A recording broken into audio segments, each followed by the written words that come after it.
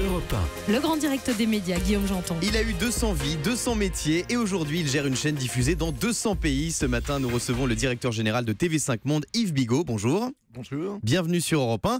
Tout d'abord un mot pour nos auditeurs qui n'ont pas forcément eu l'occasion de voyager à l'étranger, regarder TV5 Monde. Comment vous définiriez cette chaîne et cette marque? Quel est l'ADN de TV5 Monde aujourd'hui? C'est la chaîne de la francophonie, On représente les 5 gouvernements qui nous financent, la France, la Suisse, le Canada, le Québec et la Fédération Wallonie-Bruxelles, donc qui est la partie francophone de la Belgique.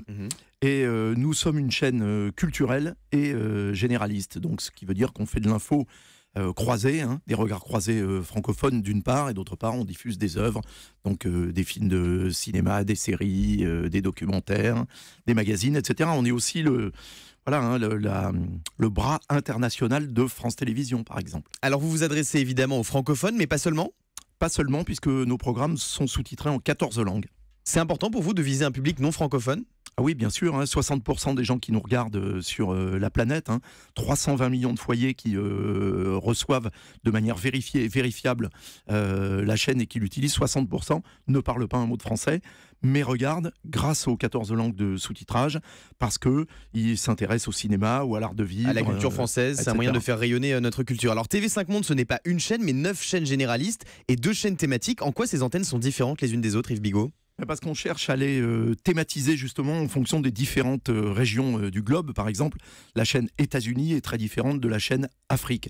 Aux États-Unis, comme on est sur une offre payante, on a notamment une offre de cinéma et de sport qu'on pourrait dire équivalente à celle de Canal+, pour prendre un exemple.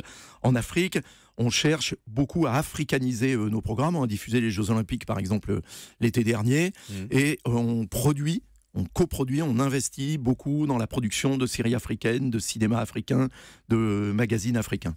Vous venez de donner un chiffre assez impressionnant, 360 millions, plus de 320 millions de foyers reçoivent TV5 Monde dans le monde. Est-ce que vous avez des chiffres sur les audiences? Combien de personnes regardent TV5 Monde aujourd'hui? Alors sur les 24 pays où nous conduisons des études d'audience très précises, 41 millions et demi de téléspectateurs et une extrapolation donc sur les 197 pays membres de l'ONU, mais c'est une extrapolation, on est un peu au-dessus de 60 millions.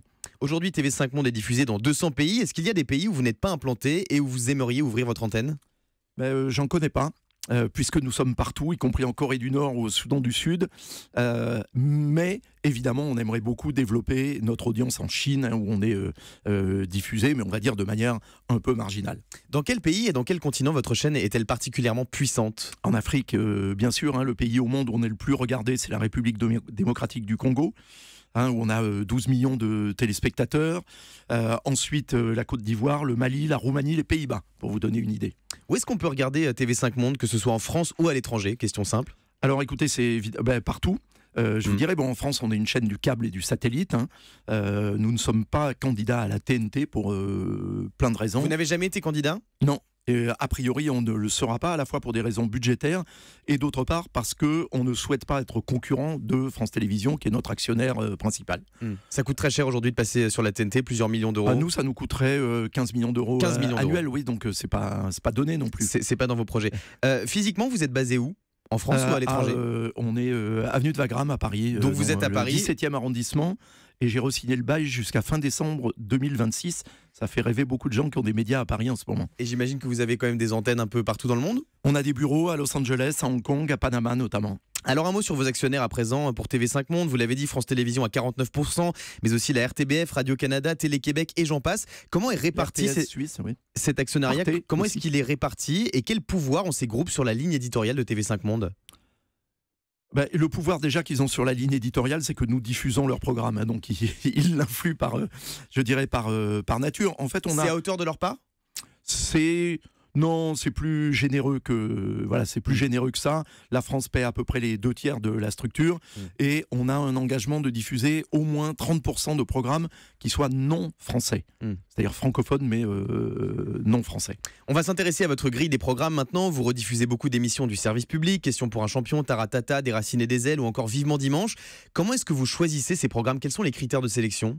On les choisit justement en fonction des différents téléspectateurs et des différentes chaînes. Les Américains, par exemple, s'intéressent beaucoup à l'art de vivre à la française, s'intéresse beaucoup au cinéma, donc on va privilégier plutôt les achats de films. En Afrique, comme je vous le disais tout à l'heure, là on produit beaucoup, on participe à la production des séries, du cinéma, des documentaires africains, puis nous-mêmes on produit des magazines d'information, un journal Afrique quotidien. J'ai lancé aussi, il y a 4 ans maintenant, le premier journal télévisé francophone au monde, quotidien, à 18h heure de Paris. Ça s'appelle 64 minutes, le monde en français. Donc oui, on essaie de thématiser au possible, avec en fait on a 3 sources de programmes, pour que vous compreniez bien. Il y a les programmes des chaînes partenaires, donc qu'elles nous donnent gratuitement. De France Télévisions par exemple. Vous ne les achetez pas ces programmes ? Ces programmes, non, ils nous les donnent gratuitement. Nous, on paie éventuellement les extensions de droits. Des droits d'auteur. Quand il y a des extraits de films, etc. Pour l'international. Ensuite, il y a les programmes dont les chaînes ne détiennent pas les droits et donc que nous achetons sur le marché. C'est le cas du sport et du cinéma ou des séries et des téléfilms, par exemple. Et puis, enfin, il y a les programmes que nous produisons nous-mêmes. J'ai une rédaction avec une centaine de journalistes. Vous pourriez diffuser des programmes de chaînes comme TF1 ou M6 ? On pourrait, on ne le fait pas. Pourquoi ? Mais on pourrait, parce qu'on a déjà beaucoup de programmes qui nous sont fournis par nos propres actionnaires. On leur doit la priorité. On est une chaîne de service public, on est le service public des services publics. Mais en revanche... Vous y avez déjà pensé à diffuser des programmes de TF1 par exemple ? Oui, bien sûr. Et vous savez, à l'origine, quand TV5 Monde a été lancé, TF1 était une chaîne publique. Vous diffuseriez quel programme de TF1 aujourd'hui par exemple ? Là, comme ça, si on n'avait pas le 20h de France 2, on pourrait très bien diffuser le journal le 20h de TF1. TF1 a des très bons programmes, mais nous, on est une chaîne de service public, donc on diffuse les programmes des chaînes de service public. En revanche, dans le cinéma, par exemple, TF1 peut très bien produire des films de cinéma qu'on va aller ensuite acquérir sur le marché et diffuser. Dans son programme, Emmanuel Macron envisageait un rapprochement de tout l'audiovisuel public pour créer une sorte de BBC à la française. Est-ce que TV5 Monde pourrait faire partie de ce regroupement ? Non, parce que de manière structurelle, nous ne sommes pas une entreprise uniquement française, on est une entreprise multilatérale, donc on ne peut pas intégrer des capitaux belges, suisses et canadiens dans une entreprise française. Même si vous êtes détenu à 49% par France Télévisions. Bien sûr. Yves Bigot, vous avez une carrière très riche, on l'a dit, avant d'être directeur général de TV5 Monde, vous avez été responsable des programmes à France 2. Que pensez-vous de la situation à France 2 et notamment des après-midi qui sont un peu compliqués en ce moment ? Alors écoutez, vous l'avez dit, France Télévisions est mon actionnaire principal, Delphine Ernotte est la présidente de mon conseil d'administration, donc j'ai un droit de réserve. Vous avez également été directeur général adjoint des programmes à Endemol. Oui. Comment est-ce qu'on passe de Secret Story à TV5 Monde ? Par RTL. Vous avez effectivement passé par une autre radio entre-temps. Yves Bigot est notre invité sur Europe 1.